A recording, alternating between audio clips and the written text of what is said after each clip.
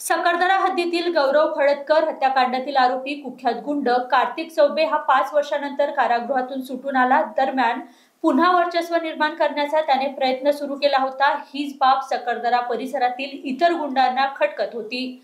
यातूनच रविवारी रात्रीच्या सुमारास 4 ते 5 आरोपींनी अचानक धारदार शस्त्राने गुंड कार्तिक चौबे याचा भर चौकात खून केला. यावेळी कार्तिकचे मित्रच गद्दार निघाले आणि त्यांनी प्रतिस्पर्धी टोळीशी संगनमत करून मित्राचाच गेम केल्याची चर्चा आहे. ही थरारक घटना सकरदरा हद्दीतील सोमवारी क्वार्टर, शाहू गार्डन, हनुमान मंदिर परिसरात रविवारी रात्री 1च्या सुमारास घडली. या प्रकरणी सकरदरा पोलिसांनी हत्येचा गुन्हा दाखल केला. कार्तिक रमेश चौबे 28 वर्ष, राहणार सोमवारी क्वार्टर, शाहू गार्डनजवळ असे हत्या झालेल्या गुंडाचे नाव आहे. तो विवाहित असून पत्नी त्याला सोडून गेली होती. प्राप्त माहितीनुसार कार्तिक चौबे हा गुन्हेगारी प्रवृत्तीचा होता. सकरदरा परिसरात त्याची प्रचंड दहशत होती. जवळपास 12 ते 14 गंभीर स्वरूपाचे गुन्हे त्याच्यावर दाखल असल्याचे सांगितले जात आहे. सोमवारी पेठ क्वार्टर येथे कार्तिक उमेश चौबे वय 28 वर्ष हा राहणारा आहे.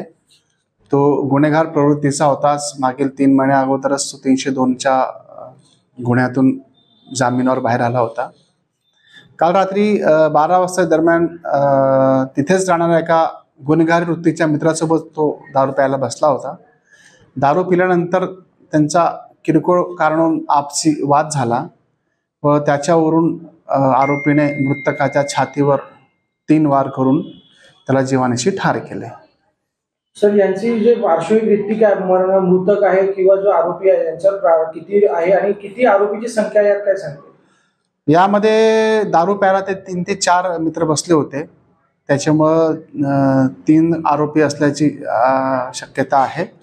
आणि हे जे बसले होते हे सर्व गुन्हेगार प्रवृत्तीचे लोक होते. काही कामधंदा करीत नव्हते. अशा प्रकारे त्यांची पार्श्वभूमी आहे.